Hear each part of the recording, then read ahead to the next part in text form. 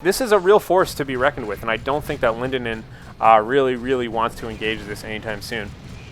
As you can see by the fact that he is not. He's instead poking around and being really annoying and just kind of backcapping everything there. Finishing off that generator. Dual squads of warp spiders is real serious business given the fact... Ooh, check this out. We got a little warp gate here. I was going to say, given the fact that there are two squads of... two squads of scouts on the battlefield right now. These two guys could pop up anywhere and basically shred these things alive. As you can see them doing right now. Whoa, almost getting that second kill right there, but not going to happen today. Anyhow, these two guys alone will negate the sort of random capping ability of the scouts if they themselves are just kind of hunting around like that. Anyhow, tier 3 going up right now for RoseN. You can see the Farseer capping this victory point right now. Destroying another power node here with these warp spiders and really doing some serious backcapping right now. Honestly, both teams are not engaging each other and are just kind of backcapping each other's territory, and Lindonin is just much faster at it than RoseN is right now, especially with warp gates and conceal. Ooh, look at that. Being really sneaky. Unfortunately, it looks like two models from that Howling Banshee squad did not get it. He sees the Dreadnought coming with all of this reinforcements right now, and kind of wisely just going to stay put, it looks like. Just kind of hanging out there. Yeah, just jumping back into that warp gate for the time being. So, just trying his best not to engage. This is pretty effective Eldar tactic in general here.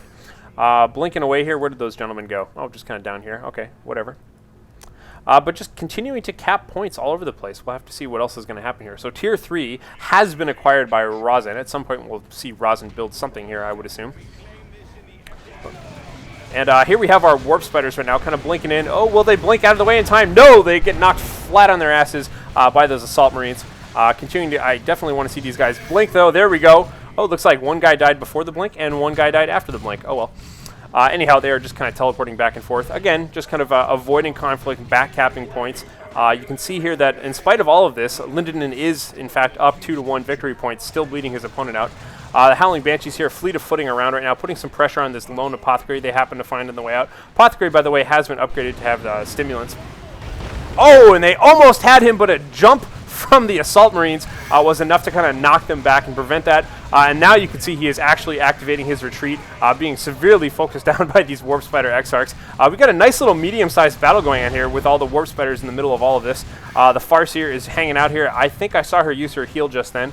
And meanwhile, we do have this Autarch just basically getting knocked around by this big beefy Dreadnought. Still nothing really out there by Lindonin that's countering this Dreadnought explicitly. But definitely he can do some real damage to it with Haywire Grenades. As you see right there, there we go. Haywire Grenades kind of knocking it out of the equation. Perhaps we'll see, yes, that Autarch is going to get in on that Dreadnought right now and do some stabby stab. And here we have it. Oh, God, the Assault Squad going down, taking tons of damage. Oh, there we have it. And it looks like that was his Angels of Death ability. By the Apothecary right there, just kind of making all of his units invulnerable. Good use of that just kind of on the fly, just to kind of save one squad. Whenever you can save one squad, it is always economically more beneficial than letting it die and building it again, of course. Ooh, nice. You can see that Warp Spider Exarch shredding apart that Tactical Marine right there. Ooh, that was the Sergeant, too. It's continuing to put pressure on the power nodes here. I do believe that RoseN is a little bit gimped on power here, but it doesn't matter. He's late enough. We can see here that the Autarch is just hacking away at these poor little scouts. Scouts need to get out of there, taking 2 casualties. She's extremely effective against them.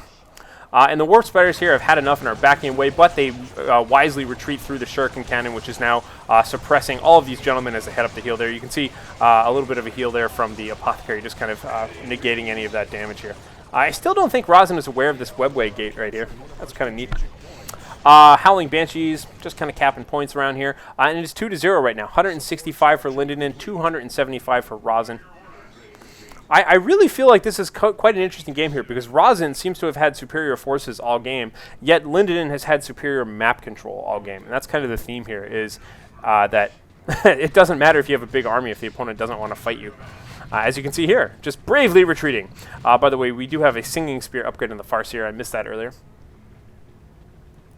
Taking a look around, you can see the Shuriken Weapons team here just kind of covering this nice little hill here. Not a bad idea. Howling Banshees all done capping up their power supply there.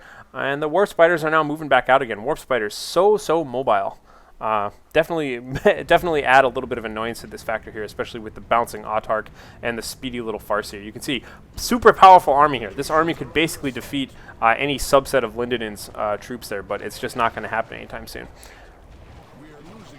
In fact, that's his entire army. He doesn't have any troops anywhere else right now. He's just moving around in one big blob, which is honestly not a bad idea when you have an apothecary, because you've got so much healing and AoE healing and all that sort of stuff that, you know, you're most effective in a big blob here. But I think you just see both players kind of trying to play around their opponent's strengths and, you know, play around their own weaknesses.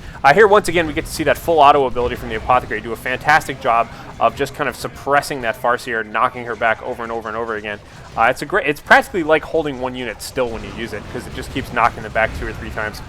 Anyhow, the Farseer has to retreat on out of there. Again, I kind of wonder why that Shuriken was moved up so far. The Assault Marines had no problem jumping on in there, doing some damage. You can see the Apothecary once again healing those gentlemen. Nice little pound coming out of the Dreadnought right there. Dreadnought has been upgraded to have inspired melee, so every time he does get a kill like that, it does so much damage, and it buffs all these troops around him. So all these guys are inspired. You can see that the net result of all of that was that the poor Howling Banshees were completely wrecked there. Warp Spiders, however, not to be deterred, are going to continue being annoying in addition to the Autarch. So continuing to capping like 3 points at a time almost always. Autarch is probably going to finish getting this victory point and then just bounce on out of there. Oh no, nice use again of that full auto ability to knock her back, but I guess it sounds like she was still able to cap that, so gonna have to get on out of there before she takes too much damage. Oh, there she goes, healing a little bit at the end, and the Warp Spiders continue to just cap. So it is still 2-1, despite the fact that RoseN has a humongous lead here in terms of army size. 183 points for RoseN, 149 points for Lindonin. Remember, RoseN is the #1 player on the the leaderboard right now. Leaderboard, whatever. Warp Spider Exarchs putting some serious focus fire here on these Assault Marines. Assault Marines bouncing on down, knocking them all on over. I'm sure we're going to see a blink there at some point. That was a nice little AoE heal, I believe, popping out of the Farseer right there, using her Spirit Stones.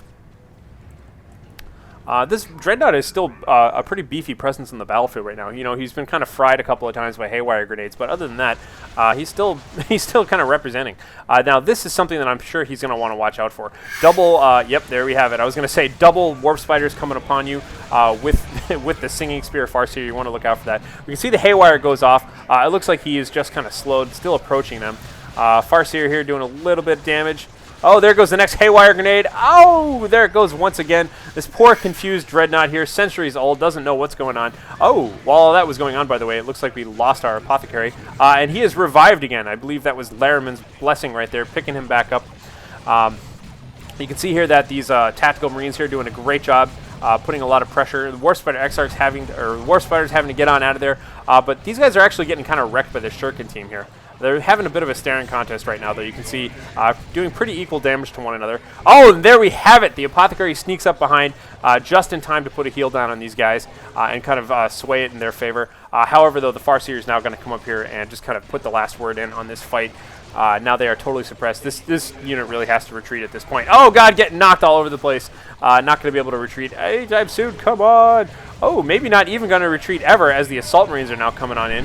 Perhaps waiting for the cooldown on the heal from the Apothecaries, but oh, there's the heal, but not before taking a second casualty. Assault Marines charging on in, doing a lot of damage, sending that Shuriken weapons team running home. Now we can see the double shredding effect of these Warp Spiders, just kind of keeping their distance. Ooh, I love seeing those guys bounce around.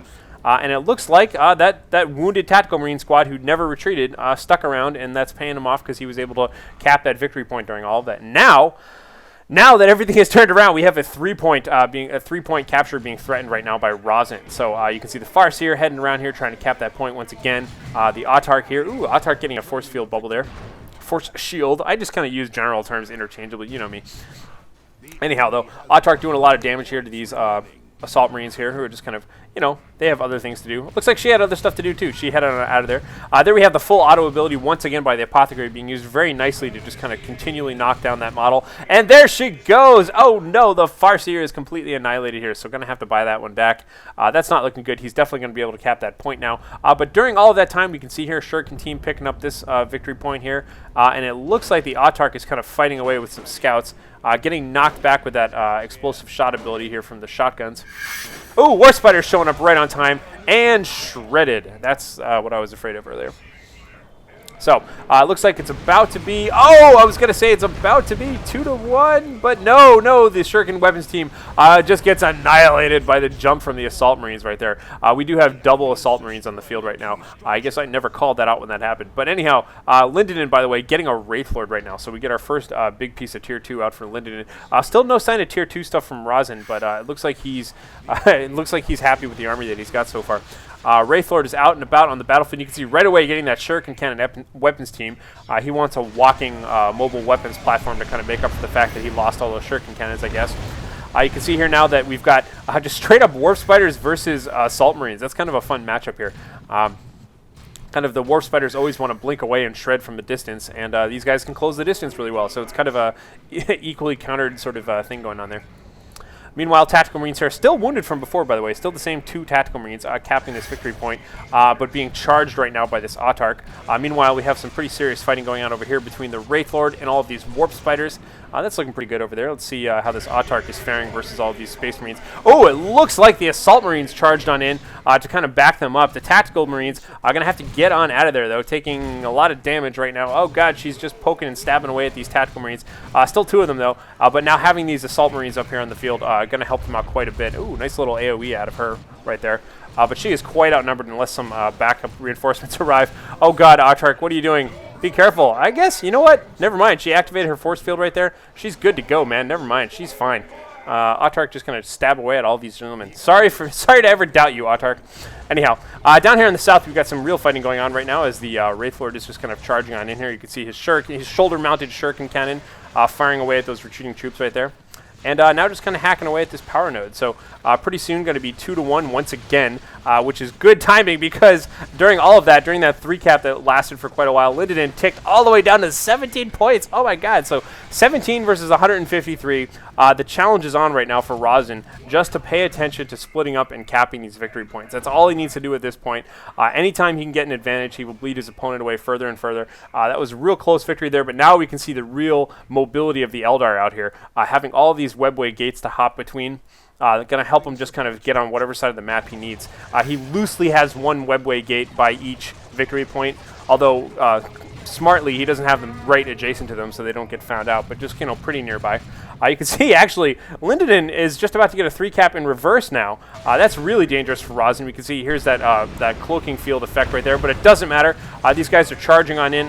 They see some of the Warp Spiders. They definitely see the Wraith Lord who's just hacking and slashing away here. Wraith Lord taking a few good hits there at those guys. Oh, and once again, we get the Angels of Death buff going off on his entire army, making them invulnerable, just kind of buying some time here. Kind of, ooh, there's the double Haywire grenades going off right now on top of that that Dreadnought as well. Wraith Lord kind of still looking for targets. I guess he's trying to focus down on that Dreadnought the whole time here. It is 2-1 victory points, by the way. RoseN has capped this victory point. Wraith Lord just kind of scooting on out of there, and it looks like these Assault Marines have wrecked that webway gate. So 1 webway gate remaining on this side and 1 over here still. Looks like these Tactical Marines here have identified it correctly and are now... they took a couple of shots, but I guess they're instead going to go for the victory point, which seems like the wisest idea. We can see here that the Autarch is putting some pressure on this power node here, setting up yet another webway gate and going Tier 3. Tier 3, a really risky proposal at this point, given that Lindonin has, 17 points remaining. However, he's doing a fantastic job draining away RoseN right now. RoseN at 71 points. 71 versus 17. Ooh, that's a palindrome. Anyhow, these guys are just kind of fighting away at each other right now. This webway gate is short-lived, but man, massive shredding coming on here from all of these Warp Spiders right now. One squad kind of blinking back, staggering their blinks there a little bit. This Farseer looks a little in over her head right now. Oh God, Farseer taking a ton of damage right there. Retreat, retreat, don't just run, retreat. I guess she just wants to use the fleet of foot a little bit better. Ooh, very nice preemptive blink right there, getting everything out of the way. It is currently 1-0. Oh, and here comes the Autarch once again, dropping all those nades down everywhere. Doing a little bit of damage here. Actually, the Autarch is quite surrounded by gentlemen right now. 2 Assault Marine squads all over this Autarch. That's not good at all. Autarch has got to get out of there, being knocked back furiously. Autarch, oh God, Autarch dying midair and landing flat on her back. That's not good at all. Assault Marine's doing a great job capping this right now. It's currently 1-1. It looks like this Tactical Marine squad is going to be able to cap this victory point. There's nobody nearby there. This victory point isn't even owned yet, and it looks like RoseN is just standing around here trying to defend this, but oh god, he just needs one victory point and he'll win. One victory point. Here comes the here comes the Farseer right now, trying desperately to cap them, but no! We see once again the full auto ability of the Apothecary just knocking her back over and over again, buying precious time while his Tactical Marine squad is capping this victory point as well right now. 7 points remaining for Lindonin with 0 victory points on the field right now. Oh, she's trying so hard to cap it, but no, she dies right before it goes down. Wouldn't have mattered anyways, but 60-0 points right there. Congratulations to RoseN. Really well played by Lindonin. I hope you guys enjoyed this. Once again, ladies and gentlemen, I am Harlequin. If you did, please feel free to subscribe. Otherwise, I will talk to you guys next time.